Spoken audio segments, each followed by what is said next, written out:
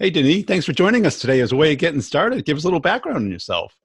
Well, I have a consulting business where I help people prospect and improve their prospecting skills. And because prospecting is a core competency necessary to succeed in B2B sales, obviously, as you know. And so I've been doing this for the last maybe 15, 20 years. And I help them, and I do it as well, execute, or I teach people to execute. Yeah. And what's your main focus? What type of companies are your clients? B2B, which are scalable. They have revenue, they have some sales process, they have some web presence, they have an idea of who their persona, their targets, but they need to, sharpen it up, improve it, scale it up a bit, and improve their approach, especially on the prospecting side, because you can't rely, as you know so well, on the traditional ways of seeing sales. Yeah. B2B, B2B, C-suite. That's the core and the sweet spot. Any particular industry? Mostly tech, Yeah. just because of my experience in the last 12 or 15 years. But I've done aviation. I've actually, funny story, I've prospected all over the world for a company in software. And I had, conferences with Russia, Saudi Arabia, Africa, South America. It was quite an interesting journey for about a year, and I successfully opened the doors. Obviously, every client I have their particular services. I can't know them perfectly in terms of their services, but I can conceive the messaging and the rapport and the insights and the important information to at least initiate. Yeah. And that's where a lot of people are weak, obviously. And when you say initiate, what's your approach? Well, it's a connection. And like I said when we had a chat previously, there's kind of a trough, a 10-second opportunity where if you successfully, and obviously we're talking about using the phone, Brian, because the others aid and help, but the phone is really core, or face-to-face. Obviously, we know that Right. from our experiences. The idea is to be able to have them respond and be captivated by your approach. So if you try like everybody else, well, you'll have the results of everybody else. So you have to slow down, you have to be calm, and there's a few other little components. And the way I have practiced it over 15 years myself to see it works, and it has. So there's a softer approach. And when you approach executives, they're probably onto something. If they answer, you have to be able to grab them in a calm and professional and a comforting way, but intelligently conversational. So it's got to be mature, but yet you can show that you're also relaxed, that you're not about to prospect them, but you want a conversation. You thought about them. You thought of them based on what the pervasive issue is that you bring up. Obviously, you got to do your research very well previous to the call, and then you get into a little conversation, and then they will lead you. They will usually. It's been proven they'll give you between 4 and 5 minutes if you've approached them properly. And how do you approach them properly? I get, do you start with your clients through a mindset of how they view the cold call? Can you explain what you mean by the question? The mindset being, instead of it being like, oh, I'm interrupting somebody or I'm hounding or pestering somebody, that I'm there to help. Right. And Well, when they take the call, I'll say, Mr. Burns, and they'll say, yeah. And I say, oh, Mr. Burns, and I take the pause. I deliberately take another pause, so they go, oh, yeah, because maybe they're looking at their computer, maybe they're reading a document, and they take the call, right? And they go, yeah, yeah. And it's, oh, hi, Mr. Burns, Denis Champagne on behalf of Lotus. How have you been? Very calm. And they go, oh, okay, this is not a threatening call. This is not, and it's vibrational. The voice is a vibe, and so it's really you that you need to have a mindset of, yeah, I'm reaching out to have a conversation with someone right. and connect very, very softly. As opposed to trying to sell them something. Yeah, well, we've all heard all these acronyms of commission breath and the vibes of That Doesn't doesn't work. work, right? Doesn't work, and it's never worked actually. Obviously, when you're in the 80s or 90s and you only have a phone accessible to you for communication with the outside world, everybody's going to use it. But now the plethora of ways of avoiding you. So you got to be wise. You got to be compassionate and understand their position. And if you have a solution, they want to hear your solution. Maybe you can help them. And C-level suite are accountable.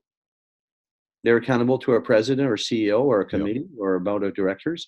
So if you have something they want, just calm down and say, I'm in the long run. I give a conference where the opening screen of my conference, and I do it at the MBA program here at McGill, and I say, make a sale or build a career, your choice. Right. And I think too many people are trying to get to the end result and they think it's magic words, Yes. where they're reading off of a script or they took a course. And what I like about what you said was it's how you do it. It's not the words. Well, I mean, you have the words, but they're not complicated words. It's the person's Well, name. you're an example, Brian, if I may say so. Your voice is very calming. It's actually very powerful. I understand why you're in this business, because you have a great voice and it has a lot of robustness to it. And I'm using a platform called myvoicevibes.com. It's an AI application in the US. And the lady who's the president, a wonderful lady, Deborah Cancro, I'll give a shout out for her. I'm allowed to use it for coaching my people, and they use it in communication programs in the US. And my mission is to bring it into my model of attitude, voice, and verbs. And Zig Ziglar, 40 years ago, curiously enough, said, the voice is one of the most neglected areas of sales. The second one is use of your time. And it always stayed with me 40 years ago when I used to put my cassette in my car, going to my office. Yeah, the voice. And so, but I wasn't aware of myself. You got to be self-aware. And as you grow older, I mean, in experience in sales. Not just geographic. I'm a young guy. You start realizing, how would I be approached? Like, how would I like to be approached? So it's kind of taking awareness of that. What I like about it is that because most of the people who are passionate about the phone, as far as a cold outreach, they have a style, a personality that isn't easily duplicated. Yeah. And they don't, or they're not good at articulating why they're good on the phone. Right. But I think what you've explained is it isn't as complicated as it appears. That's right. And if you can get over the scary part and just relax and use those pregnant pauses and understand the power of that pause. Oh yeah. I'm so happy you mentioned the power, because people's hearts, it's the heart, right? At the beginning, it's relevance and heart, but it's understanding how, they're approached by all kinds of hounds, Yeah. and nobody's been taught this. It's not that people are not capable of learning. They've just not been, I guess, encultured by their management to say, hey, we need to improve the, how should I say, the coachability of the team, the relevance of it. And imagine if you, Brian, could call every single time you made an outreach, you'd get a connection with a C-suite. How differently would you view your career? Right. And that the power of being able to do that. And I lucked out early in my career by having a CEO befriended me because I had all the revenue. So at the end of the quarter, he was concerned about his job. So he would fly out and go on calls with me. Right. And he was an Air Force Academy grad, Stanford grad. And his whole thing was just confidence. Well, actually, confidence is one of the key components in the application I use. Captivating is another one. I can't hear you. Can you turn on the mic? My mic is on. There you go. You're back. Yeah, my mic was on. Yeah, but you're hitting it. I wasn't touching anything. Okay. Three things: confidence, captivating, and authentic are the three qualifications or characteristics that the AI application I focus on with my clients and their staff, and captivating and authentic, especially authentic, because when you're authentic, you can be captivating because everybody else isn't. Do you find people are trying to be too professional? No, they're trying to be robotic. They're trying to Yes. be machine-like. Yeah. And if they just like, I've actually had some people put their feet up on the table, lie back, almost like they're lying down on the bed, and their whole physical posture changed, their voice changes. Yeah. Little things like that. You see most of them in a phone room. I had, 30 people working on the phone.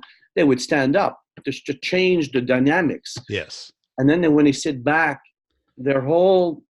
And it got me away from that confinement of a desk and that rigidness.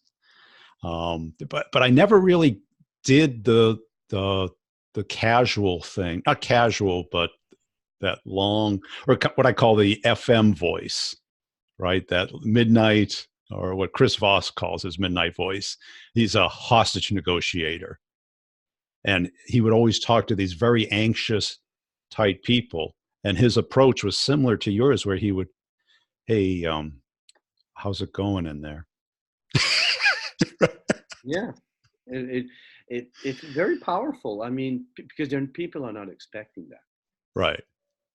Maybe in 5 years, 10 years, when enough people will have used my Lotus Pillar, there'll be enough of it, this and the standard, but it's not a bad standard to have. And then let's say how do you then move on to the next step of the call? Well, then there's the component now that the person has said, yeah, I'm fine. And how about you? That means they've actually allowed some entrance into their kind of little world for a second. And they open up and they say, oh, I can have a conversation with this person, she or he. Okay. Your mic. Can you move your mic closer to your mouth? I don't have a mic. It's just it's my computer, my Mac.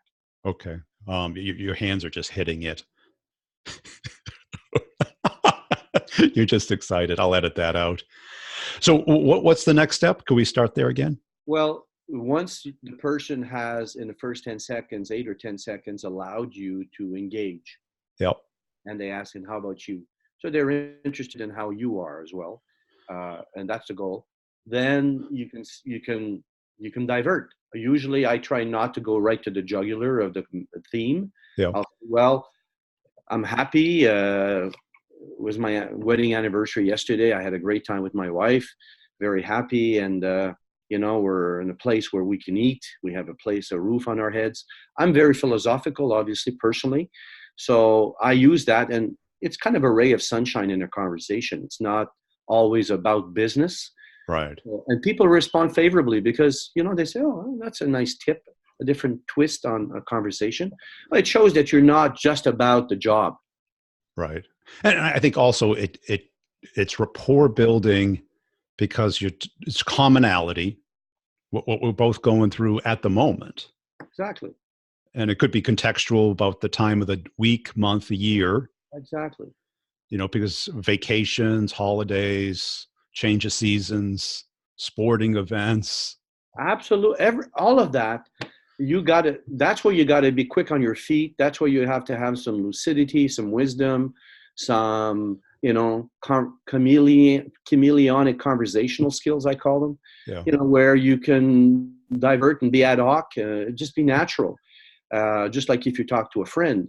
And then they'll say, listen, then I tell them, I'll be brief, sir. I know you're busy. Thank you for taking a call. The reason is, and then you talk about the pervasive issue. If it's, for instance, I had a client that did automation for paper, removing paper in the finance side, tables, all that stuff. So I say, listen, we have found that a lot of companies are expending a lot of energy in managing all of these electronic documents and paper and all that stuff. And it's costing them so much money, and there are so many issues. And I bring up a larger, more macro issue. I don't say that's their issue. This is a large issue. Some people get it. Some people don't. We thought of you by checking out your company. And obviously I will have information about them. mostly probably about the person and their company. Beautiful path. And I've seen that you have already business process automated some things. Has this come across your thoughts? Is this something that you've started discussing? Yeah. Just curious. And I'm going with a caringly curious thing. Is this something that you guys talked about, or you've never thought of it before? And they go, so it's a conversation about something. And that's it. You That talk about word conversation as opposed to pitch. pitch. The pitch Right. doesn't Who even, wants to hear a pitch? A pitch is just a verbal commercial, yeah. right? And Brian Burns again. right, nobody wants that Yeah, because sales is a conversation. It is, connecting with a stranger. the relationship over time. Yeah, and it moves very slow, and you have to understand where they're at. You have to get them focused, get them from unaware to aware, aware to curious about the problem you solve, Exactly. the implications of not solving it, Exactly. and Yeah. and then expand it. Now, Yeah. now, do you? What's your close? What's the outcome that you're looking The for? outcome, I say, well, depending on what they say, if they answer and say, yeah, no, we haven't thought about that, but you do have a point. They may refer me to their COO or CTO, or obviously if I'm talking to the CFO in that particular case with finance or accounting, but if it's operations, they may say, it depends. Obviously, there's so many avenues I can take at that point. The objective is to start a relationship. Yes. I'm in no rush, just like I said in my presentation to my MBA students, career or sale. Right. And what's your likelihood of getting a sale?